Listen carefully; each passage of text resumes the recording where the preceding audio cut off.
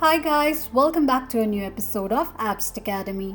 Today in this video, I'm going to show you how you can search on Pinterest account.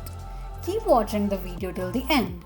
To search on Pinterest, firstly go ahead and launch open your Pinterest application. The homepage of Pinterest application will appear on the screen. Click on search option at the bottom left side of the page. Search for ideas on search bar and click on search results displayed on the screen. This is how you can search on Pinterest account quickly and easily just in few steps. If you have any thoughts or queries, let us know in the comments section. Don't forget to subscribe to our channel.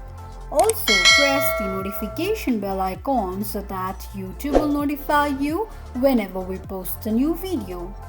I hope this video was helpful to you. If it was, go ahead and give us a thumbs up. Thank you so much for watching.